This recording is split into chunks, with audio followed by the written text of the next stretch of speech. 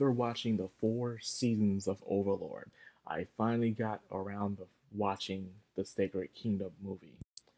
Ooh boy, I got a lot to talk about this movie, people. This movie was amazing. It was good.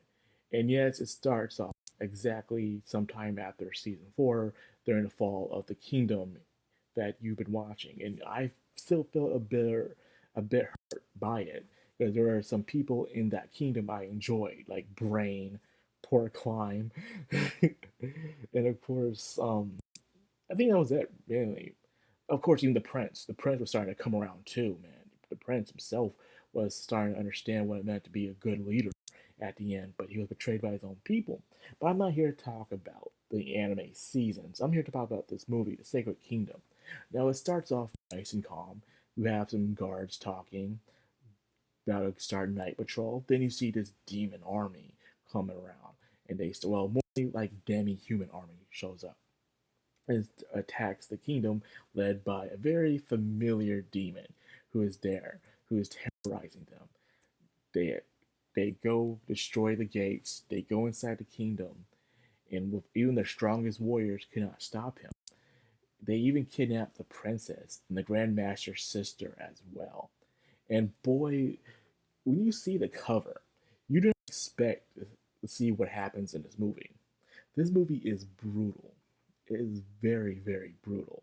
It's like in the anime, they hint at terrible things happen. Terrible things do happen, but they're shown mostly off screen or they kind of blur it out or censor it. Here, no. They show everything, man. All the terrible things that happen. They're showing the children who are hostages getting shot by arrows, people being set on fire. The princess, man, the princess was used like a freaking a weapon. Dimmers really took the princess like, yo, you'll make a fine weapon. Was using her as a weapon to the very end of the movie. I was like, it's been a while when you see a princess. It's always funny when you have an author that can't stand the princess trope so bad. And they always go 2 ways.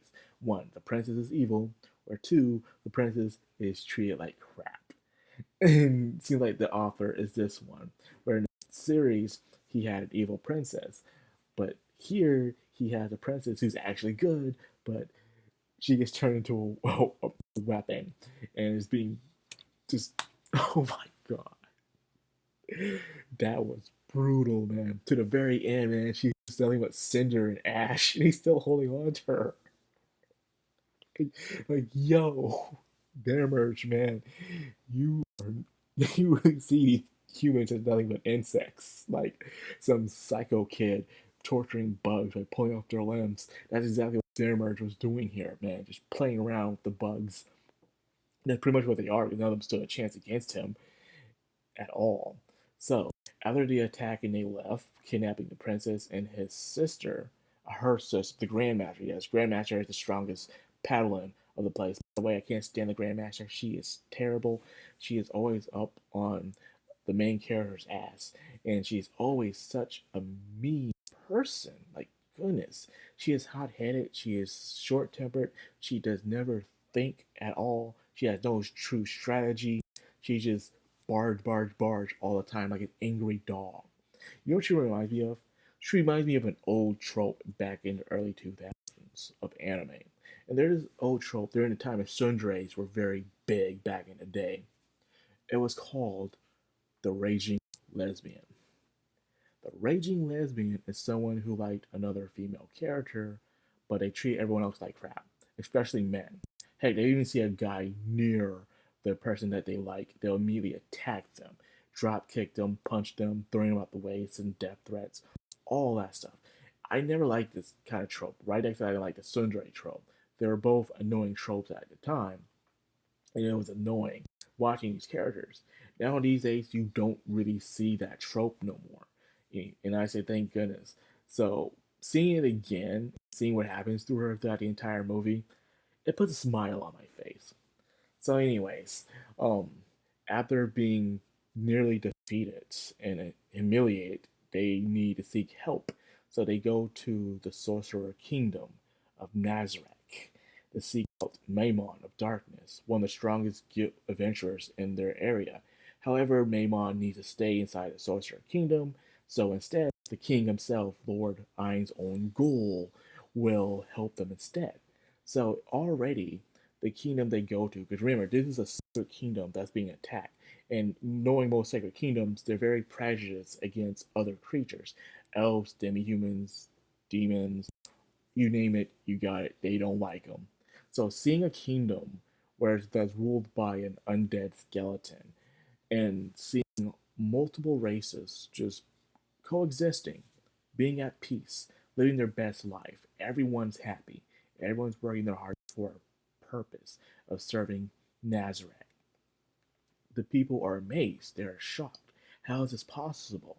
It makes me wonder, maybe if they lived like this, they accepted creatures and would they themselves have a better kingdom? But no. The Paladins are very prejudiced. They look down on everyone as they're unfit to even be alive. In fact, when they found out that Orn's, we call him Goal, Ain's own, Lord Ain's, Lord Ain's was going to help them, they were hoping, hey, maybe this demon and Lord Ain's will kill each other, and then we can be rid of both of them. Thank God. So even when you're getting help from someone, if you don't like them, it shows how disgusting you are towards them. It's kind of disrespectful. But anyways, let's talk about the main character. In my opinion, the main character is Nia. Nia is the daughter of an archer who died in the beginning of the movie, and however, she is a paladin. Even though she's a paladin, she kind of sucks at being a paladin. So she's more of a squire than anything else. A squire is like a golfer, like a secretary. You know, they have to do all the dirty work. They have to clean up the mess. They have to file the reports and everything and take the abuse from their boss, which is the Grand Master, which I cannot stand, by the way. So she doesn't have any confidence despite her being very skillful, but her skillfuls are useless as being a paladin slash squire. So she doesn't have much confidence in herself, very low self esteem, despite her skills. But she herself yet realizes it because she's always being told she's useless. And every time she opens her mouth, she says anything. The Grand Master's always on her ass every single time, saying, "You idiot," grabbing her by the collarbone, throwing her around, threatening her, calling her trash. It's so annoying. I can't stand the Grand Master, Paddling. But she receives mercy. She receives advice and care under the unexpected Lord Ain's. Lord, she is says no one else wants to be allowed Lord Ain's as an escort. She has to do it because they treat her like trash. So she's around and she is amazed by the things he's done inside their own kingdom, and even the advice, the conversations that they have. She slowly starts to admire him, an extreme, over obsessive admiration she has towards him. He says he'll help them out, only fighting the main demon.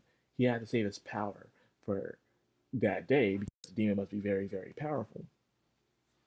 So they get to the kingdom and he helps them out. He even destroys, kills, and hostage in order to get cleared away for him to get back in the kingdom and help them take parts of it back. And in the day, he made a speech saying, "Yes, I killed your son. I killed your son in order to protect others. I had to do what I had to do because the enemy knew that they were hoping that I would hesitate. But I did not hesitate.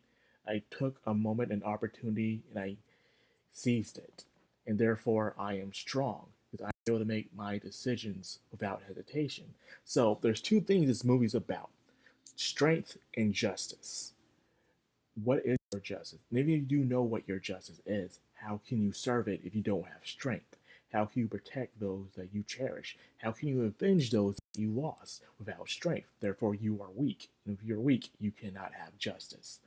You have to seek justice to someone else who is strong. So that's the main thing I keep seeing in this entire movie. That's you, Nia, questioning what is justice is. And she sees Lord Ain's as the embodiment of justice, someone who is strong, that people go to in order to ask them. So as time goes on, people slowly start to praise Lord Ain's, start admiring him more, to the point that people are worried that they are favoring him more than their own leaders. And that pretty much does happen. And throughout the movie, you see Nia become a stronger and better person. She starts becoming confident. She even starts using her bow again, using her archer skills, her tracking skills. She's even leading armies in order to fight into battles. She gets better and better throughout the movie. And like I said, this movie is brutal. They do not hide away from the gory stuff in this movie. And I gotta say, thank you for that. So it was really nice to see. It was a treat. And never once did I feel I was bored or felt I was falling asleep. Like this movie that kept me up. Even when they had the final act. And the final act was very good. It really focused on Nia because Lord Ainz is missing in action. And now they're off to actually get help from demi-humans. That's right. Towards the end, demi-humans come around seeking assistance in order to save their prince. They will assist them in fighting off against the demon. So now they're helping out things. They're even she partners up with one of the maids, the automaton maid, by the way. And the automaton maid sees her as a little sister. They get along. It's adorable. They have their awkward moments. And there's even a scene where Lord Ainz is trying to really push um runes. He's trying to push runes. You know how some weapons and objects are with enchanted runes, and he's trying to push it, and but no one seems to care about the enchanted runes throughout the entire movie. To the point where even Nia herself, like, no one cared about these stupid runes.